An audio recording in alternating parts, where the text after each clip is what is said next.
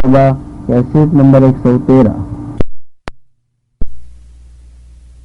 سيدنا محمد وعلى آله وأصحابه أجمعين.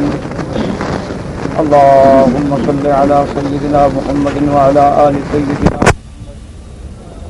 كما صليت على إبراهيم وعلى آل إبراهيم في العالمين إنك حميد مجيد.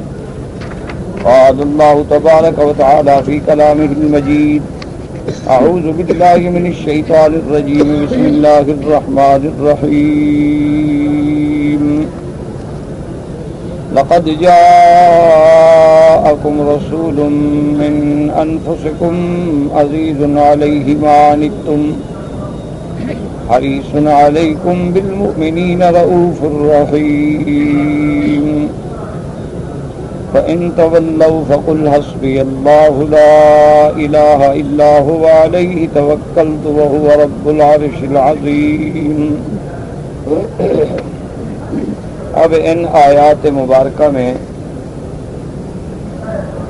اللہ تبارک و تعالی نے حضور صلی اللہ علیہ وآلہ آلہ و اصحابہ وسلم تسلیما کثیرا کثیرا کی شان بیان فرمائی ہے. تو نہ سنائی دے آپ کو تو میں کیا کروں؟ آخر مجھے جو خامخواہ کھڑے ہو کے اشارے کر رہے ہیں، آپ کو نہیں سنائی دیتا ہو، نہیں چلاتے، ان کی مرضی ہے. اللہ کو جواب دیں کہ بس بات ختم ہوگی، روز جھگڑا کرتے رہے. وسلم کی صفات مبارکہ میں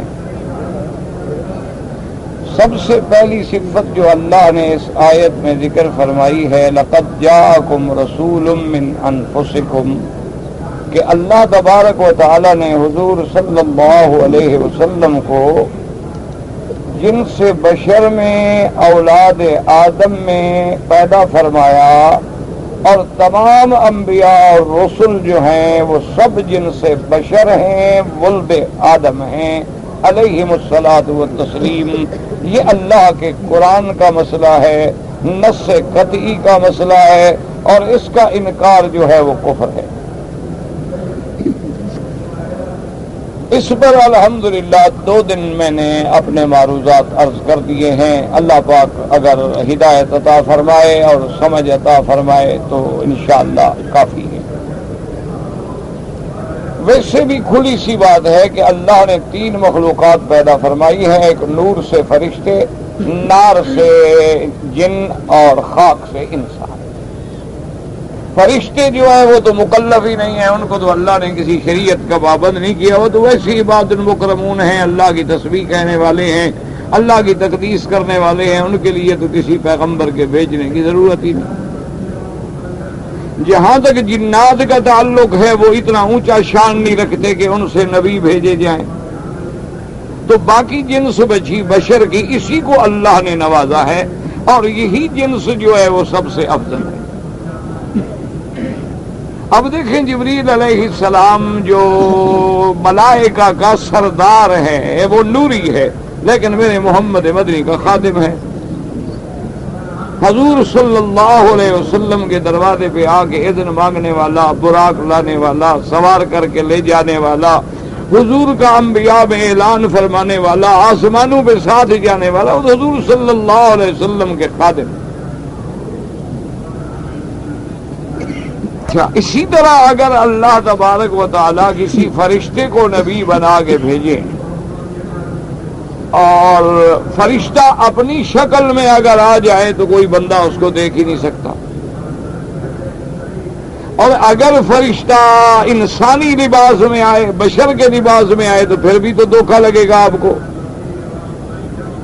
جیسے کہ بی بی مریم علیہ السلام کے پاس جب جبریل آئے، فتمثل لها بشرا سویا، تو ایک انسان کی شکل میں آئے تو بی بی گھبرا گئی. انی اعوذ بالرحمن منک، پناہ مانگی، دوڑ جاؤ، ہٹ جاؤ، ادھر کیوں آ رہے ہو؟ قال انما انا رسول ربک. اس کے بعد انہوں نے وضاحت کی کہ بی بی صاحبہ نہ گھبرائیں، میں تو اللہ کا بھیجا ہوا قاصد ہوں. تو اگر انسانوں میں نبی بنا کے نوری مخلوق کو بھیجا جاتا تو انسان کی شکل میں بھیجا جاتا تو للبسنا علیہم، پھر بھی تو آپ پر معاملہ جو ہے التباس میں آ جاتا کہ اللہ جانے نور ہے، اللہ جانے بشر ہے. تو اللہ کا دین تو بڑا واضح ہے، صاف ہے، روشن ہے، اور چمکتی ہوئی سورج کی روشنی کی طرح واضح ہے، اس میں کسی شک و شبہ کی گنجائش ہی نہیں۔ تو پھر سب سے بڑی بات یہ دیکھ لیں کہ جب حضور صلی اللہ علیہ وسلم کی اللہ نے قرآن پاک میں بھی ذکر فرمایا کہ لا اقسم بہذا البلد وانت حل بہذا البلد،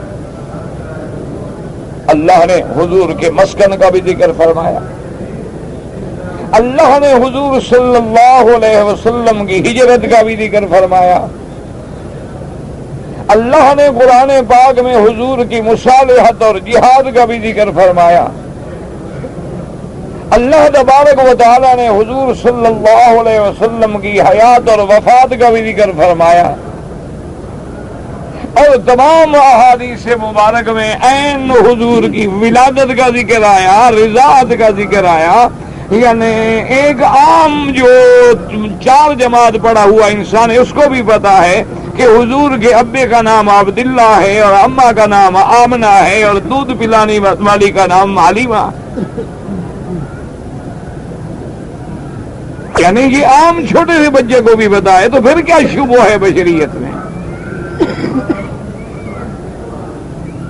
باقی کوئی آدمی یہ کہے کہ ہم احتراماً حضور صلی اللہ علیہ وسلم کو نور کہتے ہیں، جیسے اپنے بزرگوں کو بھی لوگ لکھ دیتے ہیں حضور پر نور، یا اللہ پاک نے قرآن کو بھی نور فرمایا ہے، اللہ نے ایمان کو بھی نور فرمایا ہے، تو اس کا معنی یہ ہوتا ہے کہ نور نبوت، نور ایمان، نور ہدایت، یہ معنی نہیں ہوتا کہ جن سے نور ہے۔ ایک مسئلہ یہ طے ہو گیا، پہلی صفت جو اللہ نے قرآن میں بیان کی وہ یہ ہے لَقَدْ جَاءَكُمْ رَسُولٌ مِّنْ أَنفُسِكُمْ، اور اسی طرح یہ بات بھی سمجھ لیں کہ اگر کسی قبیلے میں کوئی بڑا عالم پیدا ہو، بڑا بزرگ پیدا ہو، کوئی بہت بڑا جینیس پیدا ہو، تو قومیں فخر کرتی ہیں اور بڑے فخر سے حوالہ دیتی ہیں کہ فلاں شخصیت جو ہے نا جی وہ ہمارے خاندان سے تھے۔ تو اللہ نے جو بشریت کو مقام بخشا ہے میرے مدنی پاک کو بھیج کے، انبیاء کو بھیج کے، ہم خود نعوذ باللہ بشریت سے نفی کر کے یعنی مقام بشریت کو گرانا چاہتے ہیں۔ یہ تو خوشی کی بات تھی کہ ہم خوش ہوتے کہ اللہ نے پیغمبر جو ہے وہ ہماری جنس سے بھیجا، اللہ نے ہمیں نوازا ہے، اللہ نے ہمیں احسان فرمایا ہے کہ ہمارے سامنے حضور صلی اللہ علیہ وسلم کی زندگی مبارک ہے، حضور کی ولادت ہے، رضاعت ہے، بی بی حلیمہ سعدیہ کے گھر میں آپ کا گزر ہے، آپ کا مکہ مبارک واپسی ہے، پھر عبد المطلب کی کفالت ہے، پھر ابی طالب کی کفالت ہے، حضور صلی اللہ علیہ وسلم کا شباب ہے، پھر حضور صلی اللہ علیہ وسلم کا سیدہ خدیجہ سے نکاح ہے، پھر حضور صلی اللہ علیہ وسلم کے بیٹوں اور بیٹیوں کی پیدائش ہے، پھر حضور صلی اللہ علیہ وسلم کا 53 سال کی عمر میں ہجرت مبارک ہے، اور پھر مدینہ منورہ میں حضور صلی اللہ علیہ وسلم کی وفات مبارک ہے۔ یہ ساری زندگی کا ایک ایک لمحہ جو ہے وہ روشن باب ہے اور قیامت تک کے لیے محفوظ ہے، جس میں کوئی رد و بدل نہیں کر سکتا۔ تو اس کے بعد بھی اگر آدمی بشریت کا انکار کرے تو پھر اللہ ہدایت دے، شریعت کے اعتبار سے وہ بندہ کافر ہو جاتا۔ ایک بات یہ ختم۔ دوسری صفت کیا ہے؟ اللہ نے فرمایا لَقَدْ جَاءَكُمْ رَسُولٌ مِّنْ أَنفُسِكُمْ عَزِيزٌ عَلَيْهِ مَا عَنِتُّمْ، اور دوسری صفت یہ ہے اللہ نے فرمایا کہ میرا بدنی ایسا سراپا رحمت ہے کہ جو چیز امت کے لیے مشقت ہو وہ حضور پہ بڑی گراں گزرتی ہے، یعنی جو کام امت کے لیے مشکل ہو حضور کے لیے بہت بڑا مشکل نظر آتا ہے، اور حضور کوشش فرماتے ہیں میری امت کے لیے آسانی پیدا ہو۔ جیسے کہ حضور صلی اللہ علیہ وسلم حج مبارک پہ تشریف لے آئے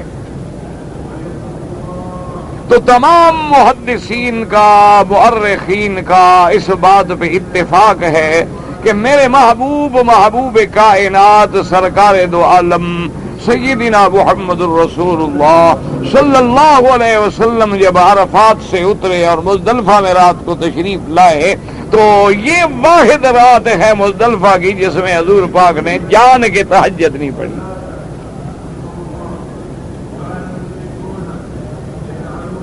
ورنہ حضور صلی اللہ علیہ وسلم نے زندگی میں تہجد آمدن کبھی سفر حضر میں بھی نہیں چھوڑی. یعنی حضور گھر میں ہوں یا سفر میں حضور تہجد ضرور پڑھتے. لیکن مزدلفہ کی رات میں میرے محبوب نے آنے کے بعد 2 نمازیں پڑھی، مغرب اور عشاء دونوں کو جمع کیا. پہلے مغرب کی نماز پڑھی، اس کے بعد عشاء کی نماز. پھر حضور صلی اللہ علیہ وسلم نے صحابہ کو حکم دیا بھی آرام کرو، لیٹ جاؤ، سواریوں سے اونٹوں سے سامان اتار لو. اور حضور صلی اللہ علیہ وسلم بھی لیٹ گئے. اور پھر عین فجر کے وقت میں غلس میں اندھیرے میں میرے آقا بیدار ہوئے. تو حضور صلی اللہ علیہ وسلم کا تہجد نہ پڑھنا جو ہے مزدلفہ میں، تو محدثین نے بیان کیا کہ اس کی وجہ کیا تھی. انہوں نے کہا حضور نے اپنی امت پہ شفقت کی کہ 10 تاریخ کو میری امت نے بڑے کام کرنے ہیں، کنکری مارنی ہے، قربانی کرنا ہے، سر مڈانا ہے، احرام کھولنا ہے، پھر طواف زیارت کے لیے مکے دوڑنا ہے، صفا مروہ دوڑنی ہے. تو رات کو جاگے ہوئے ہوں گے تو صبح کو پریشانی ہوگی. تو حضور صلی اللہ علیہ وسلم نے امت پہ رحم کر کے بھی آرام فرما لیا. ورنہ تو حضور تہجد پڑھ لیتے، حضور کے لیے تو کوئی مشکل نہیں. اور اسی طرح دیکھیں گے حضور صلی اللہ علیہ وسلم نے ہر عمل میں آپ نے صحابہ کو حکم دیا کہ بھائی اتنی کنکریاں اٹھا لو، یعنی 7 کنکریاں جو ہم نے جبلۃ العقبہ پہ مارنی ہیں. باقی کنکریاں کہیں سے اٹھا لو، مکے سے اٹھا لو، مینا سے اٹھا لو. ضروری نہیں کہ ہم ساری کنکریاں مزدلفہ میں ڈھونڈیں تاکہ امت کو پریشانی نہ ہو. اب حضور صلی اللہ علیہ وسلم جب قربانی کا وقت آیا، آپ نے 100 اونٹ ذبح فرمایا ہے. لیکن امت کو تو حکم نہیں دیا بھی تم بھی 100 اونٹ ذبح کرو. اگر حکم دے دیتے ایک حاجی بھی حج پہ نہ آتا. اگر حضور فرماتے کہ ہر حاجی جو ہے پیسے والا 100 اونٹ ذبح کرے تو یہ سارے وہاں بیٹھ جاتے اللہ کی رحمت سے. کیونکہ یہ تو ڈھونڈ ڈھونڈ کے بکری تلاش کرتے ہیں جو بالکل عین آدھے گھنٹے کے بعد مرنے والی ہو. یہ تو وہ امت ہے ماشاءاللہ. ان کو تو سر سے بوجھ اتارنا ہے، قربانی تھوڑی کرنی ہے. اور پھر فلسفہ کیا ہو جی پھینک دیں گے، کون کھائے گا، اچھی ڈھونڈنے کی کیا ضرورت.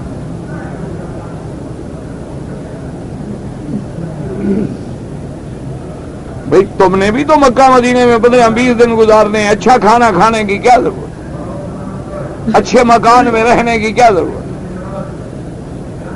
اچھا لباس زیب تن فرمانے کی کیا ضرورت ہے. بہرحال تو حضور پاک نے 100 اونٹ ذبح فرمایا. اور دیکھیں اس میں بھی کتنا امت کے لیے آسانی کر دی کہ 63 اونٹ تو خود ذبح فرمایا اپنے ہاتھ سے، اور باقی میں حضرت علی کو وکیل بنا دیا. امت کے لیے مسئلہ اور رحمت پیدا فرما دی کہ اگر کوئی بندہ خود ذبح نہیں کر سکتا ہے تو کسی کو وکیل بنا دی. اگر حضور صلی اللہ علیہ وسلم ہر کسی کو حکم دیتے کہ خود ذبح کرو تو ماشاءاللہ کتنے حاجی ذبح کر لیتے. ہم تو مرغی ذبح نہیں کر سکتے تو اونٹ کہاں ذبح کرتے. ہمیں تو آج تک یہ بھی پتہ نہیں لگا کہ ذبح کہاں ہوتا ہے، اور گردن میں کتنی رگیں ہیں جو کٹتی ہیں، اور ان چاروں کے نام کیا ہیں یہ پتہ نہیں. اور مسلمان سے پوچھو کہ راڈو گھڑی کا ریٹ کیا ہے ابھی بتا دے.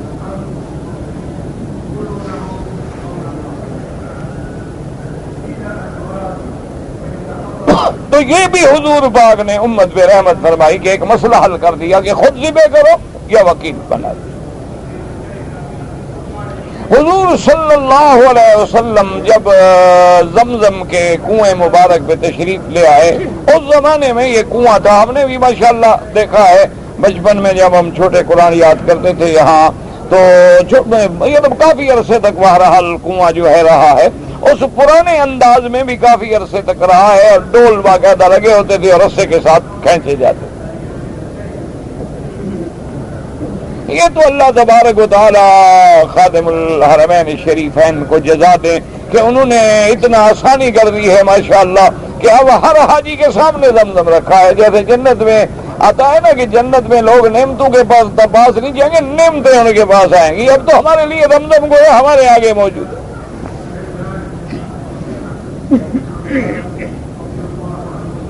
حضور صلی اللہ علیہ وسلم جب زمزم پینے کے لیے تشریف لے جا رہے تھے، فتح مکہ کا موقع ہے، تو حضرت عباس نے عرض کیا کہ یا رسول اللہ صلی اللہ علیہ وسلم، ہم نے گھر میں زمزم رکھا ہے اور سراہیوں میں رکھا ہے۔ پہلے رواج ہوتا تھا سراہیوں کا، جن لوگوں نے دیکھا ہے عرب میں، یہاں بھی سب سراہیاں ہوتی، اور خاص طور پہ مدینہ منورہ کے ہدایہ میں تو بڑا ہدیہ بھی یہی ہوتا تھا کہ جو دوست مدینے جاتے تھے تو ایک دوسرے کے لیے وہاں سے ماشاءاللہ سرائیاں لے کے آتے تھے، اور اس کے بعد پھول لے کے آتے تھے، اور نعنا لے کے، پودینہ لے کے آتے تھے، اور کھجوریں لے کے آتے تھے۔ آج کل تو خیر زمانہ ہے نا الیکٹرانک کا، گھڑی کا، ریڈیو کا، VCR کا، ٹی وی کا، ان چیزوں کو کوئی کیا کرے، ورنہ ایک شوق ہوتا تھا کہ مدینے کی مٹی کی سرائی ہے ماشاءاللہ، مٹی تو مدینے کی ہے نا۔ اچھا، خدا کی شان ہے کہ اس سرائیوں کے لیے باقاعدہ ابھی بھی اگر آپ پرانے گھر دیکھیں مکے کے، اگر آپ کو پرانے گھر کہیں نظر آ جائیں تو باہر لکڑیوں کے جب وہ الماریاں بنائی جاتی تھیں اور بالکونیاں سجائی جاتی تھیں، ان میں سوراخ رکھے جاتے تھے، انہی کے اندر وہ سرائیاں یوں پھنسا دی جاتی تھیں، یوں باہر کی ہوا لگتی، ایسا پانی ٹھنڈا ہو جاتا کہ آج کہاں ہے۔ اور پھر مدینہ پاک کی مٹی اور مٹی کی سوندھی سوندھی خوشبو اللہ نے جو رکھی ہے،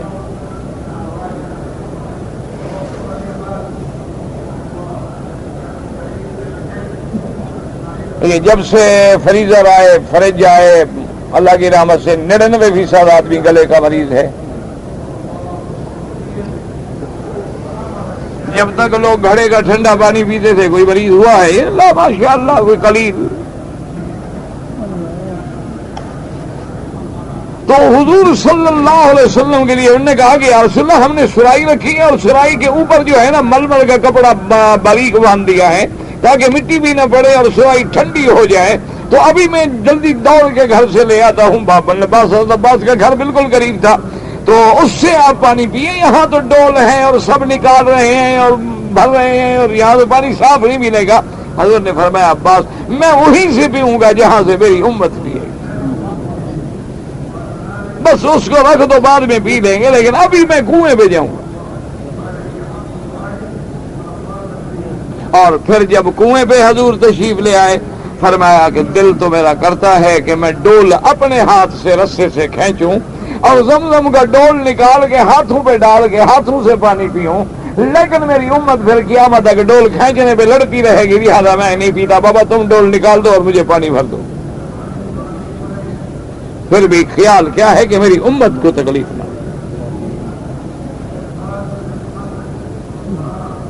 اسی طرح موسم الحج میں ایک صحابی کھڑے ہو گئے جب حضور پاک نے اعلان فرمایا کہ اللہ نے حج فرض کر دیا ہے۔ صاحب استطاعت لوگوں کے لیے جن کو اللہ نے طاقت دی ہے اپنے گھر کے معاملات نمٹا کے، اور اتنا پیسہ ہے کہ آنے جانے کا خرچہ موجود ہے، تو پھر حج فرض ہے۔ اچھا، ہمارے یہاں بعض جاہلوں نے مسئلے بنائے ہوئے ہیں جی کہ میرے گھر میں لڑکی جوان بیٹھی ہے جی، جب تک شادی نہ کر لوں، وہ فرض پہلے ہے، یہ جہالت ہے، یہ گھڑنتو مسئلہ ہے، اسلام سے اس کا کوئی تعلق نہیں۔ تمہیں اگر 2 سال رشتہ نہ ملے اور مر جاؤ تو کون ذمہ دار ہے حج کا؟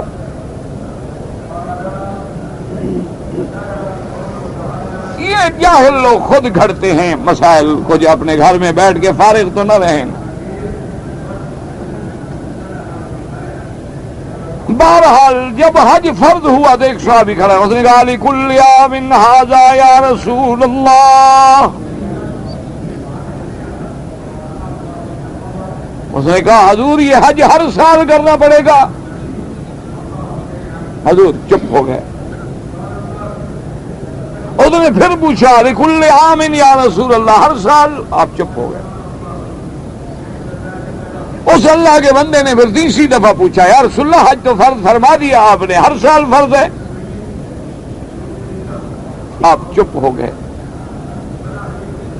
چوتھی دفعہ حضور نے فرمایا کہ اللہ کے بندو سوال سوچ سمجھ کے کیا کرو، لو قلت نعم، اگر میں ہاں کہہ دیتا اور اللہ ہر سال فرض کر دیتے تو میری امت کے کتنے لوگ حج کرتے؟ ایسا سوال نہ کیا کرو جو تمہارے لیے مشقت کا باعث بن جائے۔ تو حضور کو امت کا فکر ہے کہ اگر ہر سال حج فرض ہو جائے تو کون ادا کرے گا؟ یہ تو زندگی میں ایک دفعہ ہے تو لوگ ادا نہیں کرتے، اب بھی 1% لوگ حج پہ نہیں آتے۔ 1 ارب 36 کروڑ مسلمان ہے پوری دنیا میں، خود اندازہ لگا لیں کہ کتنے آتے ہیں۔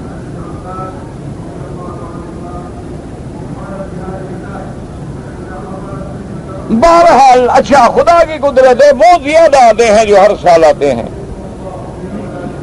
ان کے دل میں کچھ تو محبت موجودن ہو جاتی ہے، کچھ تجربے کار بھی ہو جاتے ہیں، کما لیتے ہیں،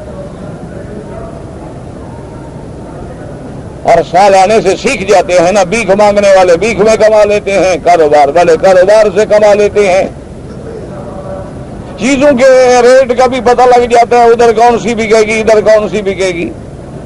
حاجی تو اللہ جانے کوئی 1 ہوگا 2 ہوں گے 10 ہوں گے، اللہ ان کی دعا سے انشاءاللہ ہمارے جیسے بد کرداروں کے حج بھی قبول کر لیں گے، لیکن حالات بہرحال یہی ہیں۔ لیکن حضور نے امت کے لیے رعایت کی۔ اسی طرح میرے مدنی سرکار صلی اللہ علیہ وسلم آپ نے رمضان المبارک کی رات میں ایک رات آ کے آپ نے تراویح پڑھائی، دوسری رات پڑھائی، تیسری رات پڑھائی، اور چوتھی رات صحابہ کہتے ہیں کہ ہم مسجد نبوی میں انتظار کرتے رہے، عشاء کے بعد حضور تشریف نہیں لے آئے۔ اب صحابہ کہیں کہ ادب کے مارے ہم میں یہ بھی جرت نہیں ہوتی تھی کہ دروازہ جا کے دروازے پہ کھڑے ہو جائیں، حضور تراویح کے لیے بیٹھے ہیں تشریف لائے۔ یہ تو جرت نہیں تھی، یہ جرت تو ہمارے ملک والوں کو ہے نا، 2 دیگیں پکا کے حضور کو جب چاہیں بلا لیتے ہیں۔ یہ ہمارا مولوی بہادر ہے۔ صحابہ میں تو اتنی جرت بھی نہیں کہ زندگی میں حضور کمرے میں موجود ہے، ساتھ ہی تو مسجد ہے، یہ بھی وہاں حضور زندہ ہے موجود ہے، لیکن صحابہ ہمت نہیں کر سکتے کہ کیسے بلائیں۔ اللہ کا قرآن کا حکم ہے کہ خبردار مت بلانا میرے نبی کو، جب اپنے منشے سے تشریف لے آئیں تو بات کرو۔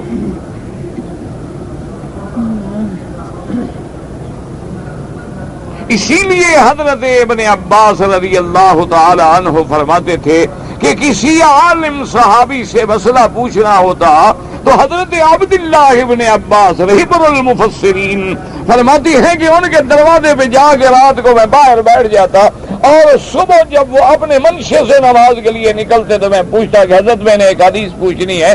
جب وہ مجھے دیکھتے تو حیران ہوتے، کہتے کیا کر رہے ہو ابن عم رسول اللہ، عبداللہ ابن عباس تم حضور کے چاچے کے بیٹے ہو اور تم ہمارے دروازے پہ رات بیٹھے ہوئے۔ ماذا فعلت یا عبداللہ ابن عباس، تم نے یہ کیا کر دیا ہے؟ اللہ کے بندے اسی وقت آواز دیتے کہ ہم فوراً نکل آتے۔ تو حضرت عبداللہ ابن عباس نے فرمایا قرآن نہیں پڑھا؟ اللہ نے فرمایا کہ وَلَوْ أَنَّهُمْ صَبَرُوا حَتَّى تَخْرُجَ إِلَيْهِمْ، میرا مدنی لوگوں کو صبر کرنا چاہیے، جب آپ ان کی طرف خود آئیں تو پھر بات پوچھیں۔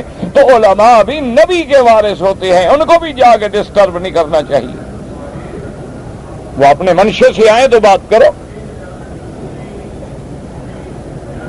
فرمایا کہ میں تو بالکل وہی ادب کروں گا جو اللہ نے قرآن میں حکم دیا ہے۔ تو بعض صحابہ کہتے ہیں کہ ہم نے آپس میں مشورہ کیا کہ بھی چلو آہستہ آہستہ کھانستے ہیں، شاید کھانسی کی آواز سن کے حضور آ جائیں گے، اب تو قریب ہے نا، تو 1 منٹ کے بعد ویسی آواز کرے تاکہ حضور کو معلوم ہو کہ لوگ بیٹھے ہیں۔ صبح جب حضور تشریف لے آئے فرمایا مجھے پتا ہے کہ رات تم انتظار کر رہے تھے، میں تو جان بوجھ کے نہیں آیا کہ اگر میں پابندی سے تراویح پڑھانی شروع کر دوں، اللہ فرض کر دیں تو میری امت کا کیا بنے گا؟ وہ تو 5 نمازیں نہیں پڑھتے ہیں تو تراویح پڑھیں گے 20 رکعت۔ اسی لیے ماشاءاللہ کوئی 8 پڑھ کے بیٹھ جاتے ہیں، اور کوئی ہمارے ملک میں تو رواج ہے جو حافظ تیز پڑھتا ہو نا، یعنی پونے گھنٹے میں 20 رکعتیں بما وتر بما فرض عشاء ختم کر دے، وہی سب سے زیادہ مسجد میں رش ہوتا ہے۔ کیوں؟ ہم نے تو ایک بوجھ اتارنا ہے یار، رمضان آ گیا، لوگ کیا کہیں گے کہ تراویح نہیں پڑھی، اور بڑے آدمی کہہ رہے نہیں جی کوٹھی پہ شروع کرو برکت ہوگی، اور منحوس آدمی سارا سال برکت کہاں گئی؟ سارا سال تو تم نے فرض نماز نہیں پڑھا، تمہیں شرم نہیں آئی؟ اب رمضان میں ختم کرا کے رمضانی بن کے لوگوں کو دھوکہ دینا چاہتے ہو جی، بڑا دین والا افسر ہے ماشاءاللہ، اللہ کے ساتھ بھی دھوکہ کرتے ہو۔ یخادعون اللہ وہو خادعہم، اللہ نے فرمایا لوگ مجھے دھوکہ دینا چاہتے ہیں۔ تو اس لیے حضور صلی اللہ علیہ وسلم نے امت پہ شفقت کی اور تشریف نہیں لے آئے۔ تو یہ تو بعد میں صحابہ رسول نے، سیدنا عمر رضی اللہ تعالی عنہ نے جب لوگوں کا شوق دیکھا کہ کوئی ایک حافظ کے پیچھے، کوئی دوسرے حافظ کے پیچھے، کوئی تیسرے حافظ کے پیچھے، تو آپ نے فرمایا لو جماعتہ علی قارئ واحد، بھئی اگر علیحدہ علیحدہ پڑھنی ہے تو پھر ایک قاری کے پیچھے کیوں نہیں پڑھتے؟ تو حضرت امیر المومنین سیدنا عمر نے حکم دیا کہ تمام لوگ جو ابی بن کعب جو اقرؤکم لکتاب اللہ ہے، ان کے پیچھے سارے تراویح پڑھیں اور 20 رکعت پڑھیں۔ اور جب حضرت عمر نے حکم دے دیا اور عمل کر دیا، صحابہ نے عمل کر لیا، سنت ہو گئی حضور کی، علیکم سنتی و سنت الخلفاء الراشدین، حضور نے فرمایا میرا طریقہ اور میرے خلفاء کا طریقہ پکڑو۔ لیکن حضور نے امت پہ شفقت کی کہ میری امت کے لیے تکلیف کا باعث نہ بن جائے، اس لیے اللہ نے فرمایا کہ میرے مدنی کی دوسری صفت کیا ہے؟ ایک تو میں نے احسان فرمایا ہے کہ تمہاری جنس میں سے بھیجا ہے، اور دوسرا ایسا میں نے سراپا محمد میں بھی بھیجا ہے کہ جس کی تمہاری تکلیف جو ہے حضور کے لیے بہت بھاری ہے۔ یہ 2 صفتیں بیان فرمائی، اور تیسری صفت بیان فرمایا حریص علیکم۔ تیسری صفت یہ ہے کہ وہ امت کی بھلائی کے لیے ہر حال میں کوشاں رہتے ہیں، تمہاری فلاح کے لیے، تمہاری بہبود کے لیے، تمہاری خیر کے لیے میرا مدنی ہر وقت کوشاں۔ سیدہ عائشہ صدیقہ رضی اللہ تعالی عنہ فرماتی ہیں کہ ایک رات میری آنکھ جب کھلی تو میں نے دیکھا کہ حضور پاک بستر پہ میرے ساتھ لیٹے ہوئے نہیں ہیں، تو میں حیران ہو گئی کہ حضور رات کو کہاں تشریف لے گئے۔ اور حضور کا بستر کیا ایک ٹاٹ ہوتا تھا، یہ جیسے ترپال ڈال دیتے ہیں نا آپ بوریوں کے اوپر کے بارش میں نہ بھیگیں، یہ حضور کا بستر تھا، اس کو دورہ کر دیتے تھے، بستر بند دیتا تھا اور کھول دیتے تھے تو وہی قالین تھی حضور کی۔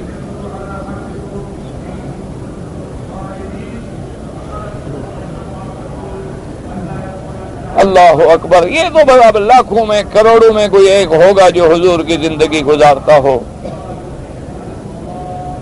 جس کے دل میں عشق محمد مصطفیٰ صلی اللہ علیہ وسلم ہو۔ اسی سرزمین عرب میں ماشاءاللہ ایک شیخ تھے ابو بکر، فوت ہو گئے، اللہ ان کی قبر پہ رحمت کرے۔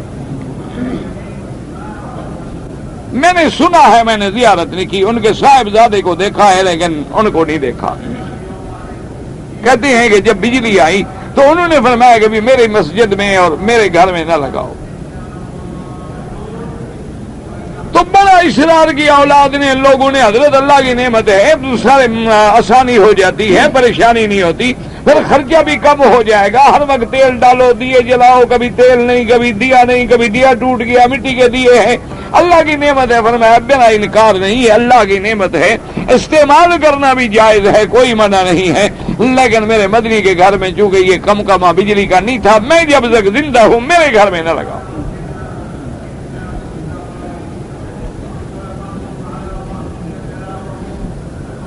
صلی اللہ علیہ وعلی آلہ واصحابہ وسلم تسلیما کثیرا کثیرا۔ تو بی بی عائشہ فرماتی ہے کہ ما فوجدت، تو میں نے دیکھا کہ حضور نہیں ہے، تو میں باہر اٹھی تو روشنی کی رات تھی، میں نے دیکھا کہ حضور کے قدم مبارک بھی، حضور کہاں تشریف لے گئے؟ بی بی عائشہ فرماتی ہے کہ دو خیال آئے، ایک خیال تو میرے دل میں یہ آیا جو عورتوں کے دل میں آتا ہے، شاید حضور کسی اور بی بی کے گھر چلے گئے۔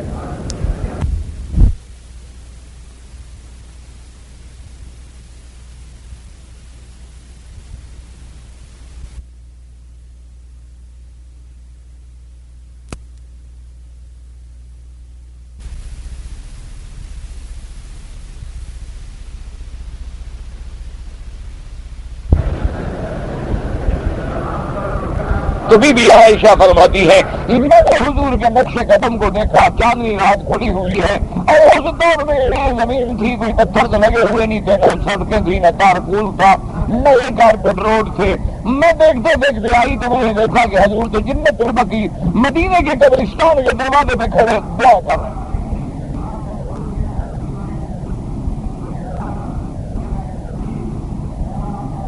اور اس زمانے میں یہ پتلی سی ایک گلی ہوتی تھی جو مدینے کے حرم سے لے کے قبرستان تک یعنی جنت البقیع تک جاتی تھی، اور کچے کچے گھر ہوتے۔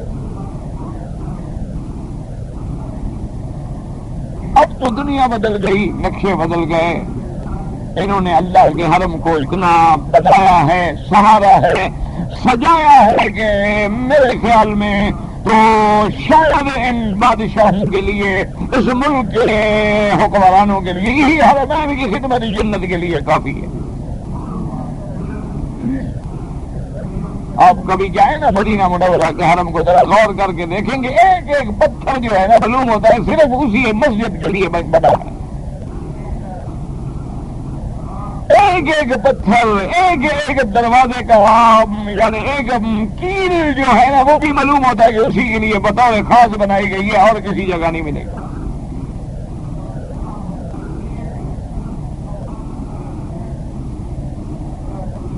یہ اللہ تبارک و تعالیٰ کا کرم ہے، جن کو خدمت حرمین کی توفیق دے اور اللہ قبول فرمائے اور موازین حسنات میں شامل فرمائے۔ تو بہرحال وہ حضور جب کھڑے، آدمی بھی ایسے فرماتی ہے، میں بھی چھپ کے پیچھے کھڑی ہو گئی کہ حضور کی دعا میں تو شریک ہو جاؤں نا، تو میں پیچھے کھڑی ہوں، حضور دعائیں مانگ رہے ہیں اور میں آہستہ آہستہ آمین آمین آمین آمین، کبھی آمین جب آدمی کہتا ہے تو گویا دعا مانگنے والے کے برابر شریک ہو جاتا ہے۔ اسی لیے حکم ہے نا کہ جب امام کہے غیر المغضوب علیہم ولا الضالین فقولوا آمین، تم کیا کہو؟ آمین کہو۔ کیوں؟ جب تم کہہ دو گے آمین تو گویا تم نے فاتحہ پڑھ لی۔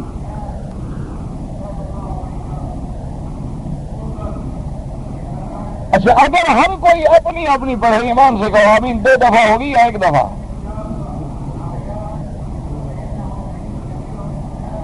نہیں، حدیث میں کیا ہے کہ امام جب کہے غیر المغضوب علیہم الضالین تو تم کیا کہو؟ 1 دفعہ 2 دفعہ؟ ہاں جی، تو اگر وہ اپنی پڑھے میں اپنی پڑھوں تو ایک تو اپنی طرف کہوں گا جب ختم کروں گا، اور ایک ان کے ساتھ کہوں گا، تو 2 ہو گئے۔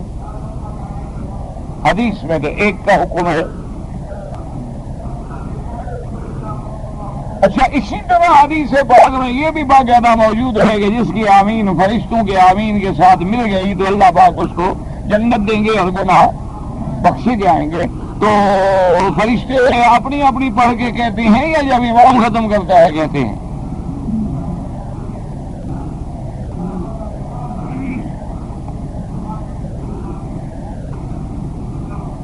اچھا فرشتے جب کہتے ہیں تم سنتے ہو؟ زور سے کہتے ہیں آہستہ کہتے ہیں؟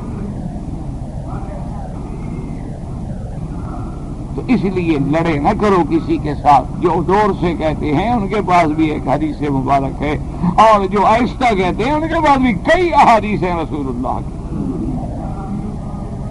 صلی اللہ علیہ وسلم. اللہ سے دعا کرو اللہ ہمیں ان اعلیٰ اولیاء کے جھگڑوں سے بچا لے. کوئی بھائی آمین کہہ رہا ہے الحمدللہ، کوئی نہیں کہہ رہا الحمدللہ. حضور کی ہر حدیث پہ عمل ہو رہا ہے. اللہ نے حضور کے اپنے پیارے نبی کا کوئی عمل ایسا نہیں جو قیامت تک زندہ نہ کر دیا.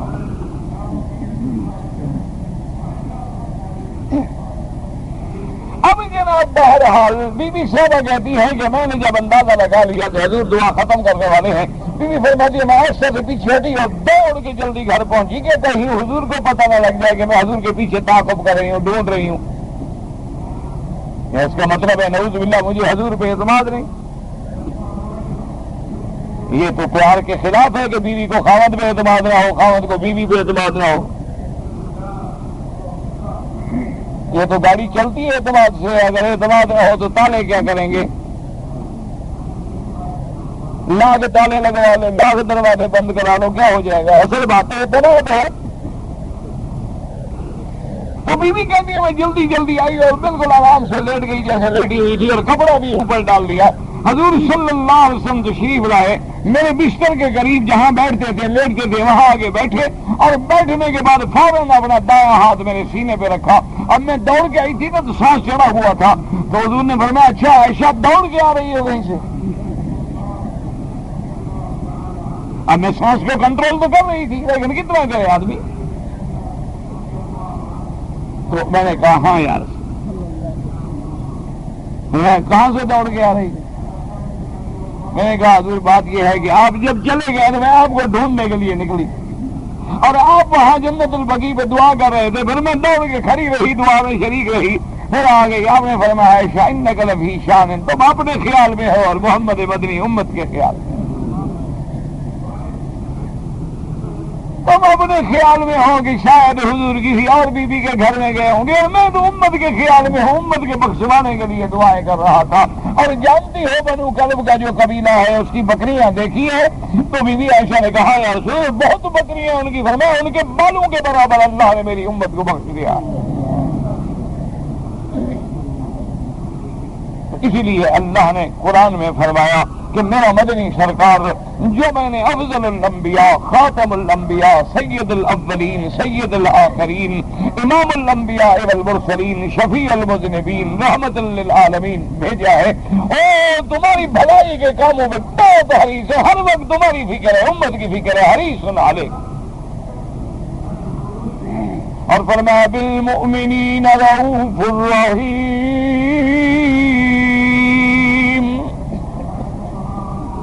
اور میرا نبی صلی اللہ اکبر آپ مومنوں کے لیے تو سراپا شفقت و رحمت ہیں. اس لیے صحابہ فرماتی ہیں کانا کلوم تکلفن، حضور صلی اللہ علیہ وسلم ہمارے ساتھ اتنی پیار کرتے تھے، ہمارے ساتھ آ کے بیٹھ جاتے ہیں، ایک کھانے میں کھانا تناول فرما لیتے، ایک پیالے میں پانی پینا تناول فرما لیتے ہیں. اور حضور صلی اللہ علیہ وسلم کے صحابہ اور آپ صحابہ کی اتنے لاڈ پیار برداشت کرتے.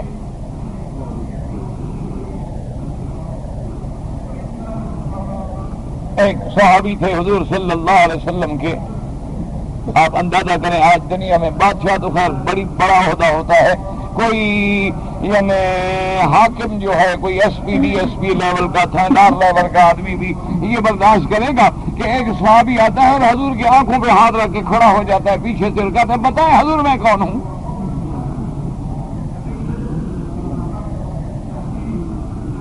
ذرا تجربہ کر دیکھیں اپنے کسی پیر کی آنکھوں پہ ہاتھ رکھیں.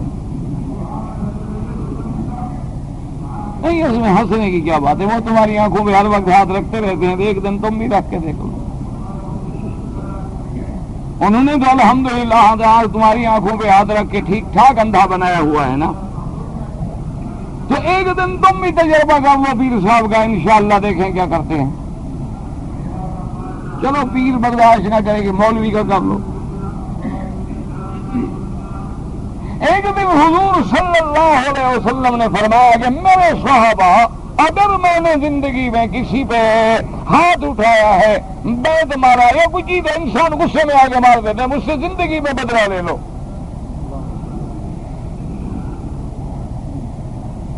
ایک صحابی کھڑے ہو گئے اور نے کہا حضور آپ نے مجھے بیت مارا تھا۔ اب حضور کو یاد ہی نہیں۔ حضور نے فرمایا اللہ کے بندے کب تمہیں نے بیت مارا تھا؟ اور نے کہا حضور فلاں مجمع فلاں بات، اصل میں حضور ہٹا رہے تھے تو رش ہو رہا تھا، حضور سے مطلب مارا نہیں تھا۔ اور نے کہا حضور آپ نے مجھے بیت مارا تھا، بہرحال اب آپ کا اعلان ہے بدلہ لینے کا تو مجھے موقع دیں۔ حضور کھڑے ہو گئے، حضور نے فرمایا ٹھیک ہے مار۔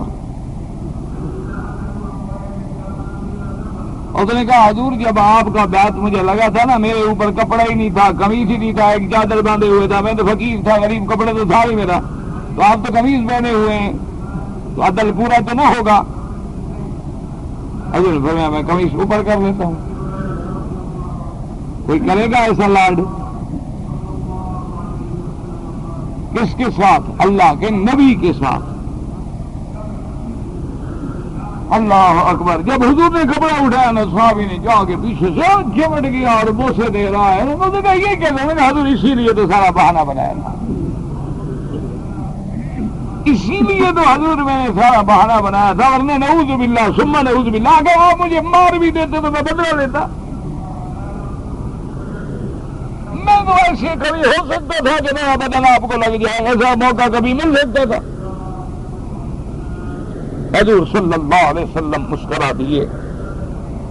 حضور محفل میں بیٹھے ہیں، خدا کی قدرت ہے کہ دائیں ہاتھ میں ایک چھوٹا بچہ ہے، صحابی ہے، بچی نوجوان ہے، اور بڑے بڑے صحابہ جو ہیں بائیں ہاتھ پہ ہیں۔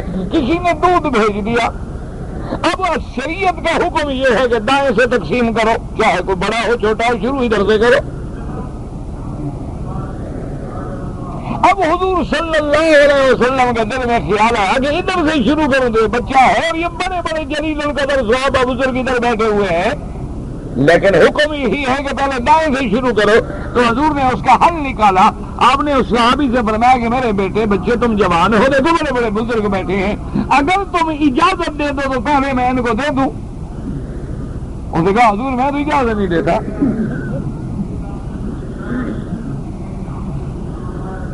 انہوں نے کہا حضور میں نہیں اجازت۔ اللہ کے بندے بزرگ ہیں، تمہارے باپ سے بڑے ہیں۔ انہوں نے کہا حضور بڑے ہیں چھوٹے ہیں میں نہیں اجازت۔ حضور میں لے لو، انہوں نے لے لیا۔ اب اللہ کی رحمت سے پی لیا۔ حضور نے فرمایا تم نے میری بات کیوں نہیں مانی؟ کہا حضور آپ کے ہاتھوں سے پہلے میں دوسروں کو پینے دیتا، پھر پتہ نہیں بچتا مجھے ملتا نہ ملتا، میں ایسا موقع بڑا کبھی چھوڑ سکتا تھا کہ آپ کے ہاتھ سے مجھے دودھ ملے اور میں ان کو پہلے لے لوں۔ حضور صلی اللہ علیہ وسلم مسکرا دیے اور کوئی طبیعت کے لیے ناگواری نہیں آئی۔ اس لیے اللہ نے فرمایا کہ میرے مدنی کی تو صفت یہ ہے کہ بالمؤمنین رؤوف الرحیم۔ اللہ پاک سے دعا کریں اللہ ہمیں حضور کی سچی محبت نصیب فرمائے اور صحیح اتباع نصیب فرمائے۔ میں کویت سے آیا ہوں اور آپ سے ملنا چاہتا ہوں، بالکل حاضر میرا بھائی۔ عشاء کے بعد یہاں آپ بیٹھ جائیں، میں انشاءاللہ 15-20 منٹ کے بعد اسی جگہ واپس آ جاؤں گا نماز سے فارغ ہو کے، اور بالکل ملیں۔ اہلاً و سہلاً، بڑی مہربانی، آپ ملنا چاہتے ہیں۔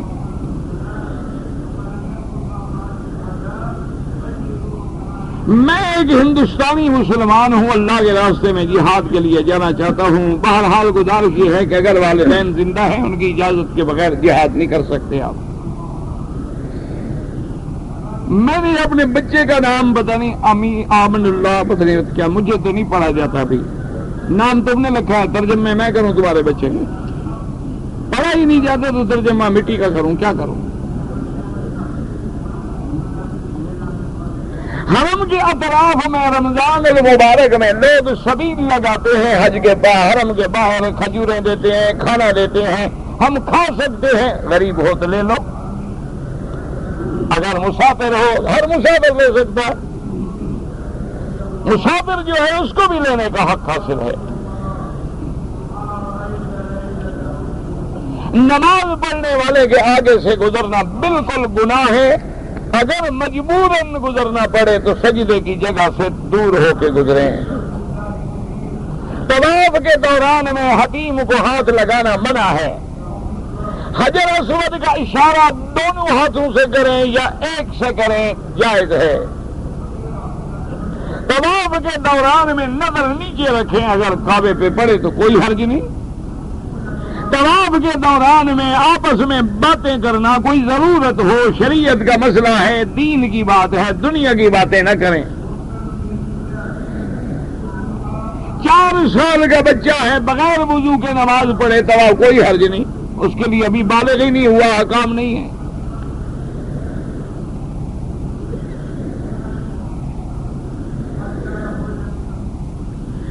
میں عمرے پہ آیا ہوں اور میری مدت جو ہے رمضان میں ختم ہو گئی 1 تاریخ کو.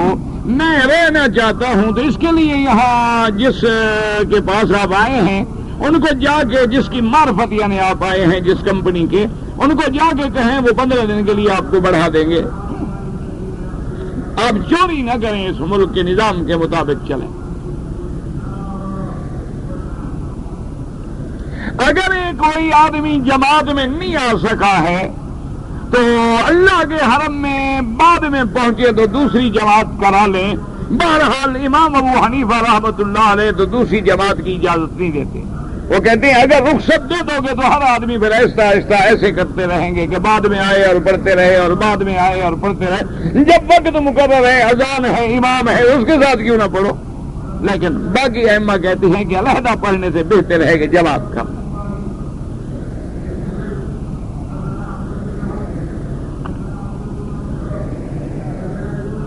اگر ایک آدمی نے ظہر کی نماز نہیں پڑھی تھی اور عصر کی اذان سے 15-20 منٹ پہلے پڑھ لی تو وقت میں پڑھ لی, کوئی حرج نہیں, نماز انشاءاللہ ادا ہے.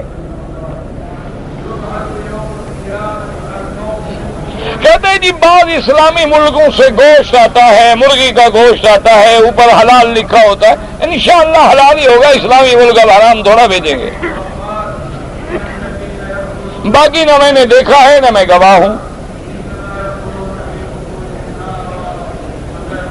اگر ہم حرم کی تصویر مکے اور مدینے کی اپنے لیے گھر میں رکھیں کوئی حرج نہیں, لیکن جس میں انسان نظر نہ آئے, صرف عمارت کی تصویر ہو.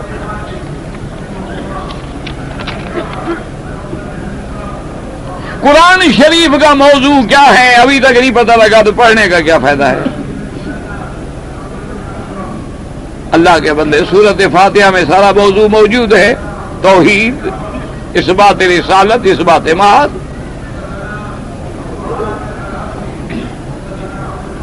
اگر کوئی آدمی ساری کھا کے سو جائے اور عصر کے بعد اٹھ کے افطار کرے, افطار کے وقت افطار کرے, روزہ ہو جائے گا. جب ظہر کی نماز ہی نہیں پڑھی تو کیوں روزہ ہو جائے گا؟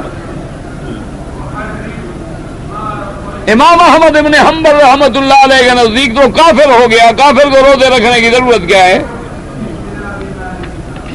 جو ایک نماز چھوڑ دے.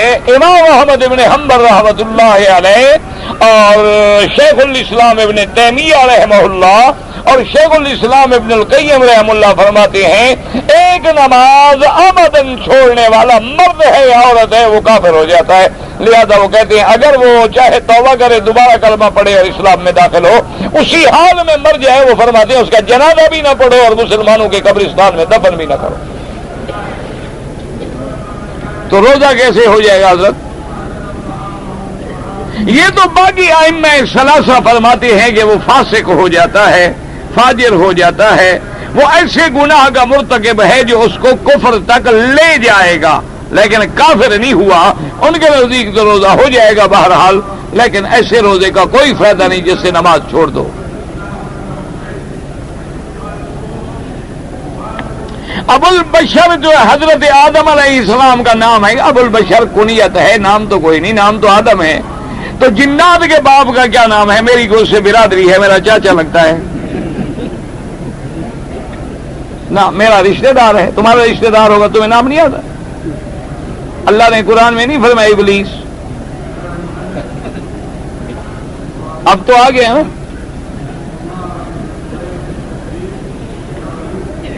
طواف کے جب 7 چکر ختم کریں پھر بھی بسم اللہ اللہ اکبر. جنت کے دروازے پہ کلمہ شریف لکھا ہوا ہے، جب دعا کرو اللہ داخل کرے گا پڑھ لیں گے. ابھی تو گئے ہی نہیں نا، کیسے پڑھیں؟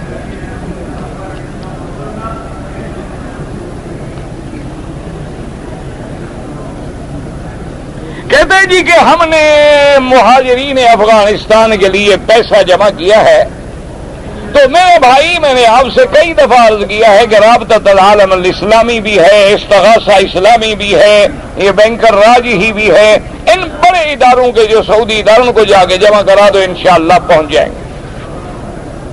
کسی عام بندے کو نہ دینا. آج کل کئی پارٹیاں چندے کے لیے بھی نکل پڑی ہیں اور سارا جمع کر کے انشاءاللہ خود کھا جائیں گے. یہ جتنے سرکاری ادارے ہیں سعودیہ کے، اور ہر مسجد میں انہوں نے صندوق رکھا ہے، وہاں لفافے میں بند کر کے ڈال دیں، خود بخود پہنچ جائیں گے.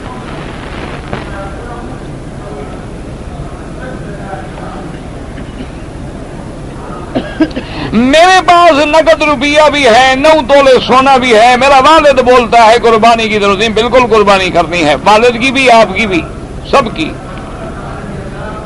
شریعت تمہارے والد کی نہیں ہے. پرسوں والد تمہارا بولے جب تک میں زندہ ہوں نماز کی بھی ضرورت نہیں، سارا جہنم کا بوجھ میں اٹھا لوں گا. والد کی وہی بات مانو گے جو قرآن و سنت کے مطابق ہے.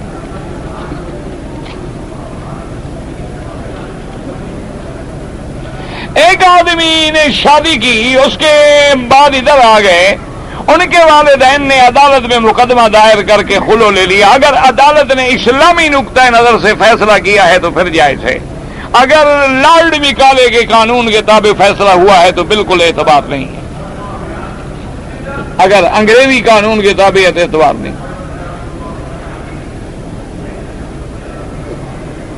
بہرحال میں نے بتا دیا ہے نا کہ جی اگر عدالت نے فیصلہ کیا ہے اسلامی نقطۂ نظر سے تو، اور مسلمان جج ہے، اس نے باقاعدہ بلایا ہے، شوہر کو اطلاع دی ہے، خلو کی خبر دی گئی ہے، اور شہود آئے ہیں، گواہ آئے ہیں، وہ بیوی کو نہیں رکھنا چاہتا، حقوق ادا نہیں کرنا چاہتا، اس کو چھوڑ کے بھاگ گیا ہوا ہے، تو پھر تو فیصلہ ہوگا، جائز ہے. مطلب اگر انگریزی قانون ہے وہ تو گھر بیٹھے بیٹھے مقدمے ہو جاتے ہیں، گھر بیٹھے بیٹھے پیسے دے دو، لکھوا لو، سمن کی تعمیل نہیں ہوگی، یک طرفہ ڈگری ہو جائے گی، اس کا کوئی اعتبار نہیں.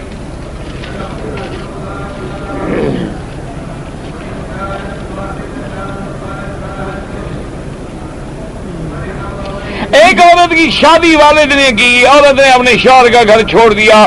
بہرحال جب تک پہلا شوہر طلاق نہ دے دوسرے کے ساتھ شادی نہیں ہو سکتی.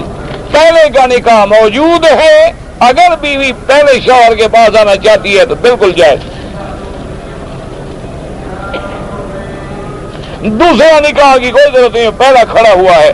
جو دوسرا پڑھایا گیا تھا وہ نکاح نہیں، اگر دوسرے بندے کے ساتھ رہی ہے تو وہ زنا ہوگا. طواف کرتے ہوئے عورت کے ساتھ محرم کا ہونا اگر ہو تو اچھی بات ہے، نہ ہو تو ہو سکتا ہے بغیر محرم کے بھی، کوئی سفر تھوڑا ہے طواف. اگر طواف کے دوران میں وضو ٹوٹ جائے طواف بند کر دیں، جا کے وضو کریں، پھر آگے اسی جگہ سے شروع کر لیں.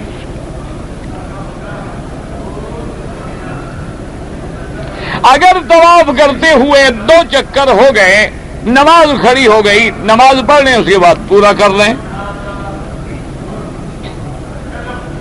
آدمی اگر طواف کے بغیر عمرے کے کرے، طواف نفلی ہو، حج کا ہو یا عمرے کا ہو، ہر طواف کے بعد 2 رکعت پڑھنا ضروری ہے.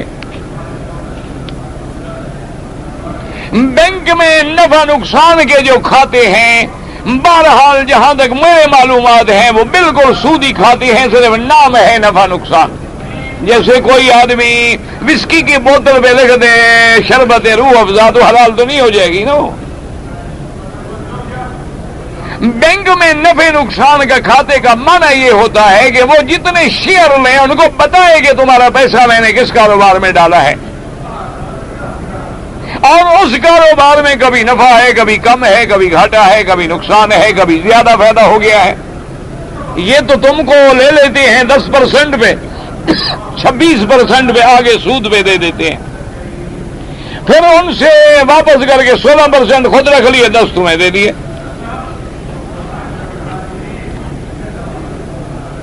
نماز عصر کے بعد نفل پڑھنا امام ابو حنیفہ رحمۃ اللہ علیہ کے نزدیک منع ہے، وہ فرماتے ہیں مغرب کے بعد پڑھے۔ اگر میں کسی بزرگ کے ہاتھ میں بیعت کروں بالکل، لیکن شرط یہ ہے کہ وہ بزرگ خود سنت رسول پہ چلنے والا ہو، وہ صحیح معنی میں متبع سنت رسول اللہ ہو، کسی مداری سے فراڈی سے بچنا، ورنہ جو کچھ پہلے کی کمائی ہے یہ بھی جائے گی۔ اللہ والا کو ڈھونڈ لو تو اچھی بات ہے۔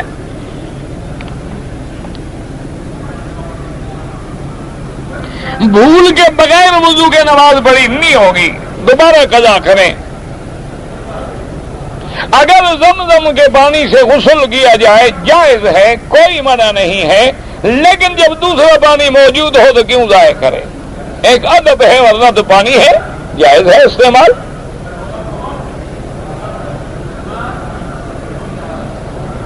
اگر کوئی آدمی عرفات سے سورج ڈوبنے سے پہلے نکل آیا اور واپس نہیں گیا، ایک بکری دم ادا کرے، حج تو ہو گیا لیکن دم پڑ گئی۔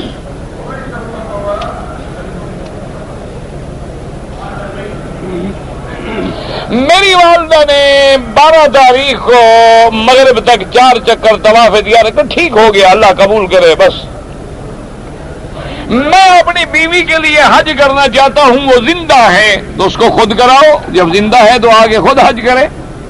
اگر معذور ہے، عذر ہے، حج فرض ہے، تم اس کی طرف سے ادا کرنا چاہتے ہو تمہاری مہربانی ہے، اگر نفلی کرنا چاہتے ہو تمہارا احسان ہے۔ والدین کے لیے عمرہ کریں، جو بھی کریں سب جائز ہے۔ اگر کوئی آدمی حضور صلی اللہ علیہ وسلم پہ وہاں روضہ مبارک پہ سلام کہے جائز ہے، وہاں تو سلام کہنا چاہیے۔ نماز کی حالت میں جب سجدہ کرتے ہیں اس میں دعا مانگنا جائز ہے، لیکن بغیر نماز کے ویسے نہ سجدے میں گر جائے۔ بعض لوگ ہوتے ہیں بعض سجدہ شکر ہو ایسی چیز ہو تو وہ جائز ہے۔ کہتے جی کہ اگر ایک سپیکر کا انتظام خواتین کے، وہ یہاں نہیں چلنے دیتے، تم خواتین میں لگا رہے ہو۔ سبحان، بس دعا کرو اللہ پاک قبول فرمائے۔ بس حیض والی عورتیں مدینہ منورہ میں مسجد میں داخل نہیں ہو سکتی اور باہر سے زیارت کریں۔ مسجد میں داخل ہونا حیض والی عورت کے لیے حرام ہے۔ طواف کے لیے وضو ٹوٹ جائے دوبارہ وضو کر کے طواف کریں۔ طواف نماز کھڑی ہو جائے نماز پڑھ لیں پھر طواف پورا کریں۔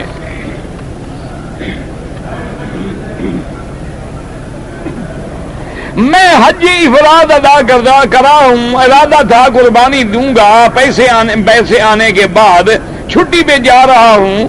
چھٹی پہ جا رہے ہو تو چھٹی پہ جاؤ، اگر حج کے دنوں میں آ گئے تو پھر تمہیں بکری لازماً دینی ہوگی، حج تمتع ہوگا۔ اگر پیسے نہ ہوں 3 روزے رکھ لینا حج کے دنوں میں، 7 روزے بعد میں رکھ لینا، معاف ہے۔ باقی جو ہم ہمیشہ قربانی کرتے ہیں وہ اپنے ملک میں بھی کر سکتے ہو۔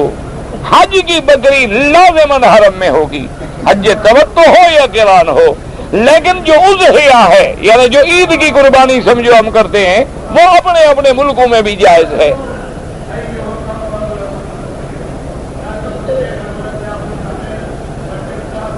ایک شوہر نے اپنی بیوی کو طلاق دے دیا، اب طلاق دینے کے بعد اس کے لڑکے بھی ہیں تو زکوٰۃ دے سکتے، لڑکوں کا خرچہ تمہارے ذمہ واجب ہے، زکوٰۃ کیوں دو؟ لڑکے تمہارے ہیں، اولاد باپ کی ہوتی ہے، ان کا خرچ تمہارے ذمہ ہے۔ پہلے ان کی ماں کو طلاق دے دی، اب حرام زکوٰۃ دینا چاہتے، شرم نہیں آتی ہے؟ وہ لڑکے تمہارے ہیں، اس کا خرچہ دو ان کو۔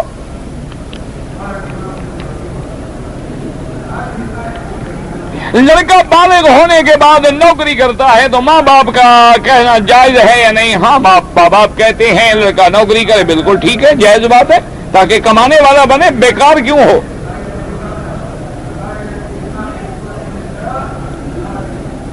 میں اگر سعودی عرب میں آیا بی بی کو کہہ دیا تھا کہ 5 سال کے بعد آؤں گا، نہیں یہ تھوڑی مدت تھی، 10 سال کہتے تو اچھا تھا،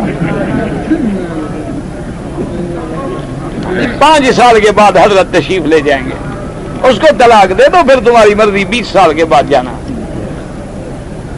حقوق ادا نہیں کرو گے تو بی بی گناہ کرے گی، انشاءاللہ قیامت میں تم پکڑے جاؤ۔ کیوں شادی کیا تھا جب 5 سال باہر رہنا ہے؟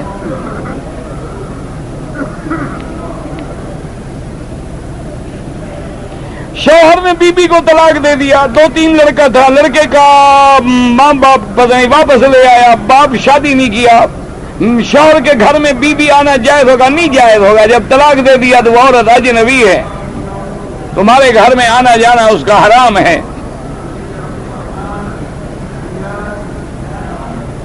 حج میں نے دم دینا تھا، 3 سال کے بعد مجھے پتہ لگا ہے کہ دم دے، ماشاءاللہ شکر ہے۔ بیوی کو 5 سال کے بعد پوچھ رہا ہے مسئلہ، 3 سال کے بعد پوچھ رہا ہے۔ اب جناب 2 دم ہو گئے، ایک وہی جو دینا تھا اور ایک لیٹ کرنے کا۔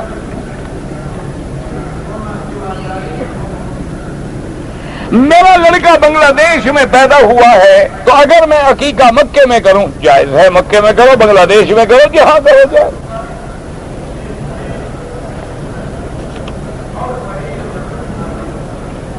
اگر ہمارے رشتہ دار غریب ہیں اور ہم زکوٰۃ کے پیسے ان کو دیں تو ان کو بتانا ضروری ہے کہ زکوٰۃ ہے؟ بالکل نہیں، تمہاری نیت ضروری ہے کہ زکوٰۃ ہے، ان کو بتلانے کی کوئی ضرورت نہیں کہ زکوٰۃ ہے۔